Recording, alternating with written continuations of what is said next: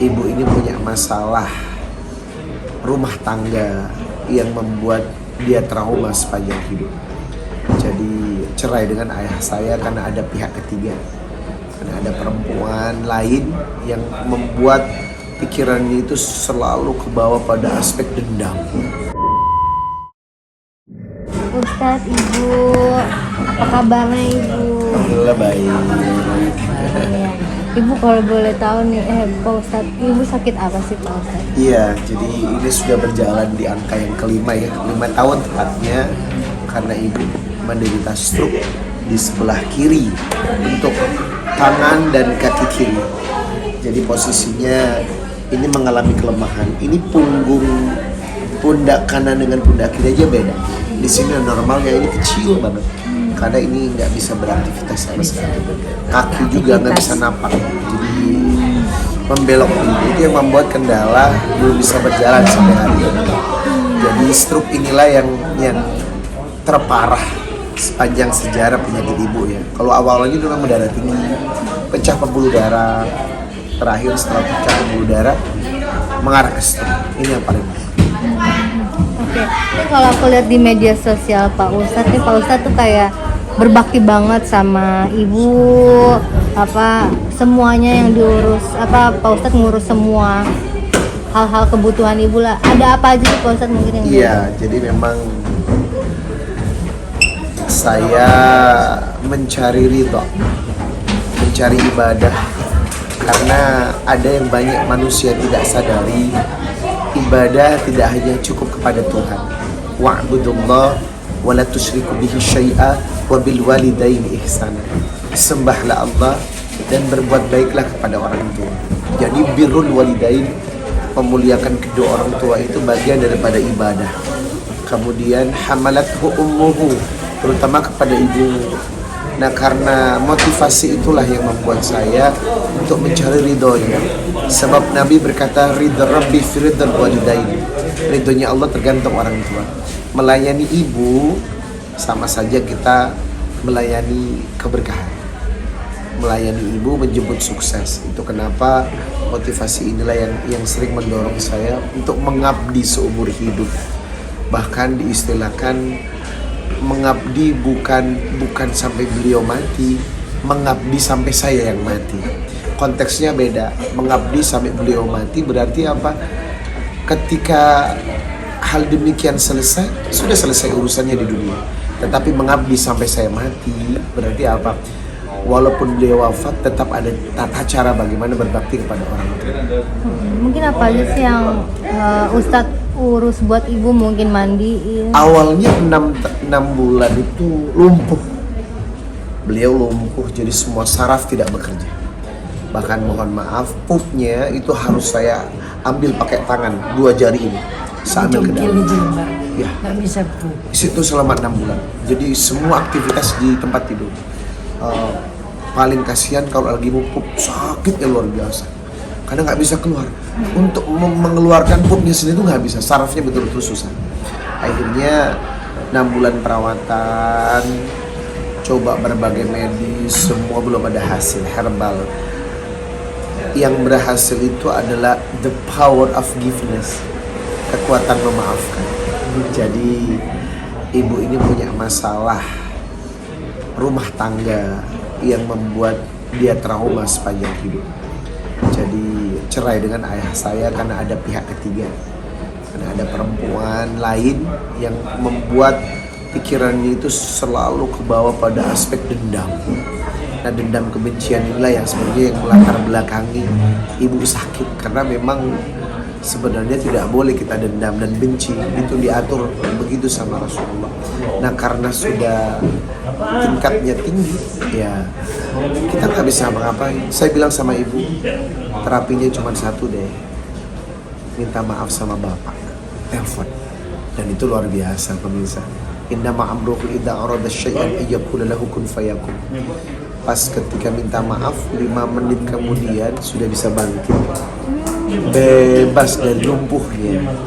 Nah, karena sudah bisa bangun, aktivitas nambah, bukan cuma di tempat tidur. Saya mulai bawa ke kamar mandi, saya yang mandiin beliau, saya yang sabunin tiap hari, saya yang keramasin, kemudian masang pampersnya, masang bajunya, semuanya saya mau kemana pun saya yang lakukan. Saya Kemudian selalu ikut Mbak. Cara kemana pun saya selalu ikut. Naik pesawatnya didorong. tambah terapi lagi, saya ajak berenang, saya ajak jalan-jalan. Ternyata memang satu, obat sakit itu kasih sayang. Obat orang yang sakit itu cinta. Siapapun yang sakit dengan kekuatan cinta dan kasih sayang, insya Allah akan cepat sembuh. Alhamdulillah, walaupun belum sembuh total, tapi sudah banyak kemajuan. Banyak sekali progres yang saya dapat. Kenapa nggak pakai babysitter gitu mungkin? Pakai. Tapi babysitter itu bukan berarti harus menggantikan tugas anak. Saya anaknya loh, iya kan?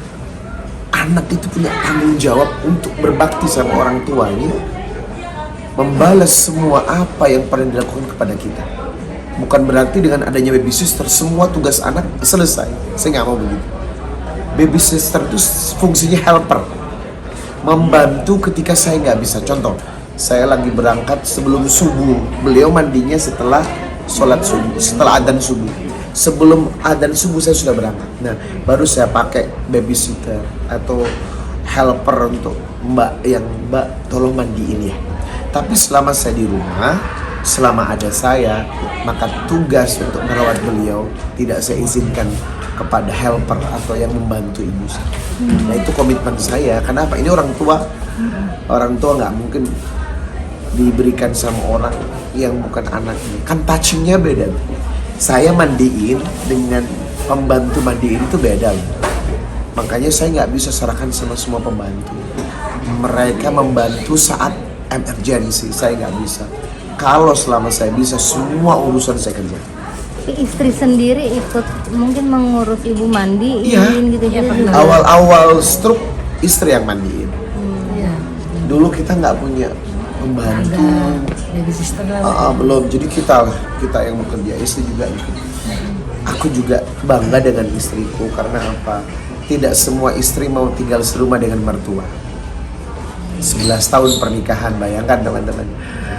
Rata-rata kan istri nggak mau tuh tinggal sama mertua. Ini istri mau menanggalkan egonya untuk tinggal bersama saya. Karena aku dari awal sudah bilang, ibuku akan selamanya bersama dan tidak bisa dipisahkan dalam kondisi apa.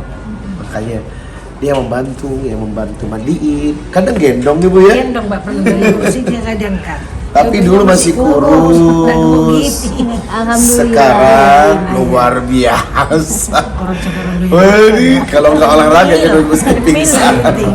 Ya, ada apa jangan mesti ramah kan. Iya. Kalau makan yang tidak manis Mbak, ini Bu jangan manis. Ibu soalnya punya diabetes kuliah. Untung- Jadi yang enggak ya singkong, ubi. Untuk saya suka nge-gym kan, suka olahraga. Jadi, masya Allah ada manfaatnya dengan beban barbel atau dumbbell yang berat itu. Jadi ketika mengangkat ibu itu tidak membuat saya harus ekstra berjuang. Jadi udah biasa sih. Tapi kayak kan ngurus ibu pol-polan banget ya. Istri pernah jealous nggak kayak gitu? Sudah pasti. Mana sih ada yang nggak jelas mertua dengan menantu? Jangankan satu rumah, beda rumah saja, menantu dengan mertua itu ada saja. Nah sekarang apakah di dalam satu rumah ini tidak ada sesuatu? Jangan salah. Kalau saya ngajak ibu ke mall, istri nggak diajak, merajuk. Ngambek ya. Kalau ngajak istri ke mall, ibu nggak diajak, ibu yang merajuk. Jadi gimana caranya? Ajak dua-duanya. Contoh lagi nih, kalau aku kasih duit sama ibu, ya ketahuan istri, wah itu merajuk. Jadi kalau mau kasih duit harus sama jamnya, waktunya, jumlahnya. Jadi kalau ibu berapa, istri berapa. Jadi terapinya begitu ya. Jadi memang harus disamakan. Itu kenapa istri itu apakah tidak pernah jealous? Nggak mungkin, pasti ada jealousnya.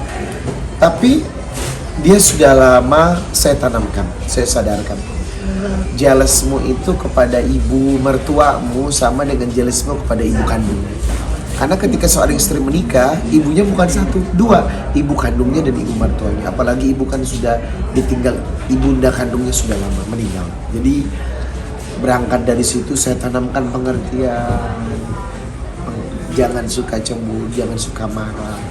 Kan perempuan itu moody ya, jadi kalau sudah moodnya nggak bagus tuh pasti ada sebabnya. Nah, kenapa nih?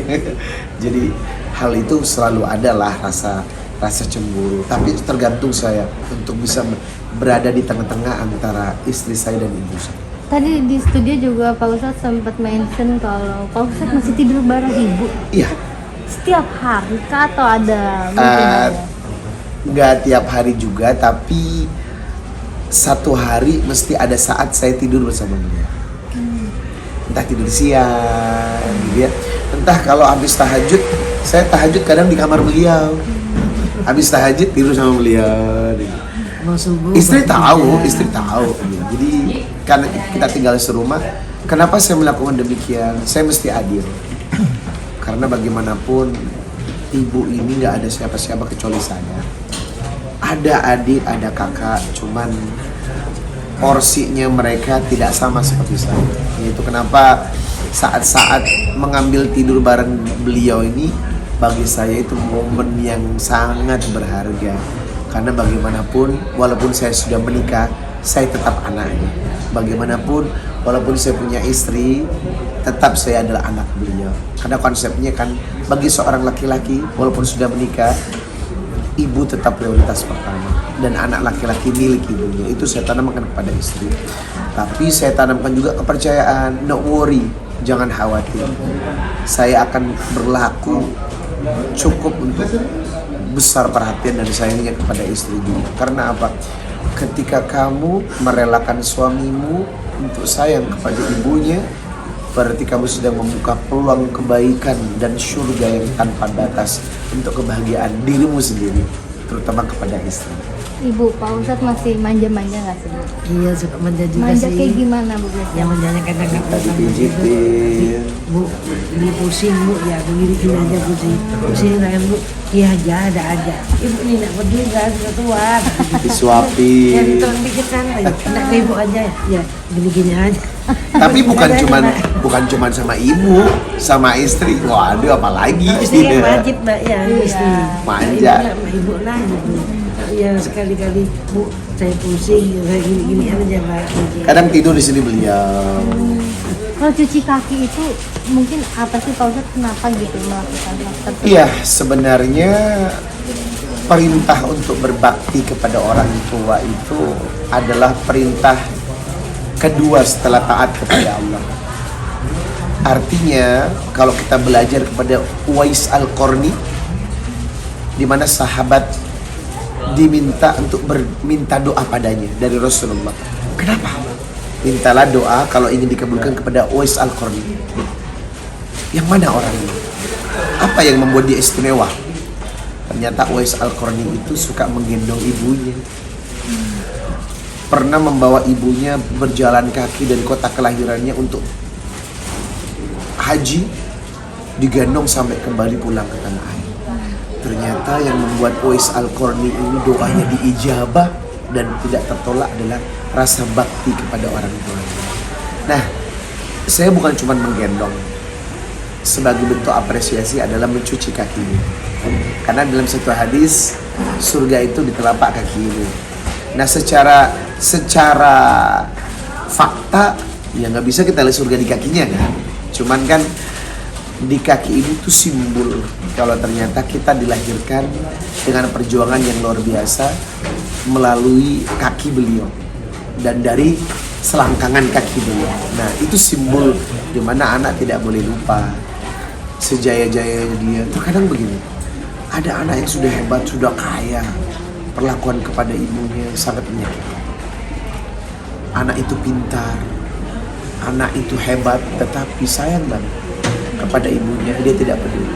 Makanya seorang ibu bisa merawat 11 anak. 11 anak belum tentu bisa menyayangi seorang. Nah, mencuci kaki itu bagian daripada simbol dari hadis surga di bawah telapak kaki ibu, dan kita lahir juga di antara selangkangan kedua kaki ibu. Itulah yang membuat kita harus ingat anak itu sehebat apapun harus berbakti dalam kondisi apa. Ibu sendiri pernah nggak sih ada masalah gitu akhirnya sama menantu gara-gara Ustadz mungkin lebih condong ke ibu gitu, atau ibu juga pernah nggak ngerasa jealous karena Ustadz manjanya ke istri lebih lagi gitu? Awalnya saya telat menikah karena itu. Kenapa? Pas mau menikah, jangan dulu dah. Kenapa? Nanti kamu habis nikah lebih sayang Lupa sama orang tua. istrimu, Iya. lupa sama Soalnya ada omongan Mbak, tantangan Mbak saya jangan menjadi orang Padang. Kenapa orang Padang? Oh, nanti anaknya dikuasai. Ya saya mental lah Mbak, mental nanti saya. Pasti Bu gimana Bu? Saya sudah waktunya Bu. Ya jangan dulu ya, sudah dulu. Kenapa Bu? Katanya orang-orang kamu nanti belum menemukan orang tua aja. Kok ibu? Ya enggak lah Bu, aku enggak Bu. Aku udah batin sama ibu. Sampai mau ibu nik- yang melahirkan aku. sampai minta Yang izin, menyusui aku. ibu ya, Hah? izin nikah nggak dikasih. Ya Allah. Iya Mbak. Sampai usia 35 pemirsa. Baru Ya kasih. Allah, tapi Bu aku udah tua nih. Masa masuk 40 gak nikah-nikah tak mikir. Ntar dulu dah katanya. Loh jangan ntar dulu. Saya bingung cari cara gimana untuk meyakinkan. Nah akhirnya saya suruh calon istri saya itu mendatangi ibu. Datang ke rumah ke Bali, Mbak. Pas Untuk saya meyakinkan. habis opnama ya kan Operasi pembuluh kepala. darah pecah ya. Iya itu. Dia main ke rumah, pas saya kaget kan. Ya ada siapa tuh ceweknya putih ya saya. Oh ya itu Indriana namanya. Mau ngapain? Ya mau silaturahmi ke ibu katanya. Mau main. Ya udah aku diem Mbak. Pas dia salaman sama ibu ya saya. Duduk Mbak, saya gitu dia. Dari mana Mbak? Dari Depok Bu, Jakarta katanya. Ya Bogor katanya. Oh iya. Sampai datang ke Bali loh. Terus ngapain Mbak? Ya terus Waknya bilang, Waknya itu saudaranya mamanya. Nah, Bu ini mau terusin ke ibu ke Buningsi. Oh iya Bu, ya nah. Dari mana Bu? Bogor. Ini ponakan saya Bu, Indri Giana. Terus dalam rangka apa datang ke sini Bu? Saya nanya. Ya, nengok ibu lah katanya ibu habis sakit. Oh iya, itu waktu itu tahun 2013 Mbak saya operasi. Habis itu ya udah. Bu, gimana Bu? Sama ponakan saya, gimana ponakan saya? Gimana kaget aku ya Mbak? Kenapa? Nggak ada omongan dulu. Iya, iya. Aku kenapa? Ibu mau sama ponakan saya. Loh, kalau saya tergantung anaknya Bu, mau pada terserah anaknya. Kalau saya, ya silakanlah sudah waktunya nikah. Ya saya mau dah. Saya dulu tidak mau Bu. Memang tak punya sama saya. Banyak Bu orang sakit di Bali anak saya. Tapi saya tidak mau tunda-tunda terus. Sekarang waktunya ya mau ya silakan. Mungkin sudah jodohnya sama Indri, saya gituin Mbak. Ya akhirnya nginepnya Indri di sini. Nah Bu, saya soalnya tidak bisa nginep. Ini pesawatnya, tiketnya pulang pergi ya. Oh iya sudah. Pas saya lihat Mbak, putihnya anak ini segini putih. Kalau dia kalau suka kaki ke dia. Mau boleh silakan buka pintunya Indri ya. Ya udah, kita pakai kaos kaki putihnya. Putih ketok putihnya kerja. Putih. Akhirnya iya. Akhirnya saya ya udahlah aja saya izinkan gitu Mbak. Ya udah. Nah, sekarang ini ya jangan rapi-rapi ya nak, malu sama orang. Sederhana dulu, kita pindah dulu ke Bogor. Ya kamu punya uang dulu ya, yang bilang adat-adat Jawa ya Mbak. Ada tuh. Adat Jawa Timur itu. Ya di sana ini kalau adat kamu di Bogor apaan ya? Ya tidak tahu saya Bu, saya tidak pernah ada. Jadi saya sama saudara dengar Bu dulu. Yuk kalau minang cewek gimana? Ya bawa harus ya. Apa yuk? Kalau kamu mau kamu ini masih di tunangan apa langsung? Hendaknya nama-nama yuk nih. Buat aja apa ya namanya? Apa aja? Kalau jangan itu jangan Ta'aruf. ta'aruf dulu, ta'aruf dulu. Oh ya ta'aruf ya, ta'aruf. Ini ta'aruf dulu ya. Kamu jangan ketemu anak saya dulu ya sebelum menikah. Kalau sudah menikah, baru ketemu anak saya. Oh iya Bu, tidak apa-apa Bunda katanya ya. Nurut ibu. Kalau Iya. sekarang apakah masih ada? Jawabannya masih. Oh, Mas. Jadi cemburu itu nggak bisa hilang deh. Sampai sekarang pun iya. Contoh nih, kalau saya bawa kue itu mesti ke kamar ibu dulu. Iya, jangan ke mantu dulu. Ya, Mbak Ibu itu langsung ke sana Mbak ya. Nah, Mbak Ibu kan ibu yang ini jadi aku kadang marah sama karyawan. Jangan dulu jajannya kan aku cocok mau tak cocok Mbak ke sana kayak gini kan. Pokoknya ada Iya, sesuatu nah, mesti itu ke dah. ibu dulu Ya, deh ini. akhirnya ke saya dulu. Ibu mah yang mana? Itu kalau nggak gitu ditinggal ngambek pemirsa. Kan nih Pak Ustadz, ada masyarakat yang berpendapat tadi kalau ibu aku sempat dengar di studio nomor satu ada ibu dulu baru Ya. istri. Nah kalau Ya. orang lain kan mungkin ada yang istri dulu baru ibu. Nah Ya. itu mungkin seperti apa kalau Ustadz sendiri? Kalau saya ibu dulu, hal itu saya tanamkan kepada istri, orang tua dulu. Saya ajarkan, karena begini, wanita itu tercipta dari tulang rusuk yang bengkok. Kalau kita mematahkannya dengan keras, dia akan patah. Kalau dibiarkan bengkok akan tetap bengkok. Makanya harus penuh dengan nasihat. Saya kasih tahu hukum-hukum. Kenapa ada orang yang bisa diridhoi Allah karena apa? Suka mendahulukan ibunya minum susu sebelum dirinya. Nah, hal itulah yang membuat istri hanya bisa menerima hal-hal yang memang harus ibu didahulukan, istri selanjutnya. Dalam hal kepentingan apapun, ibu mesti didahulukan.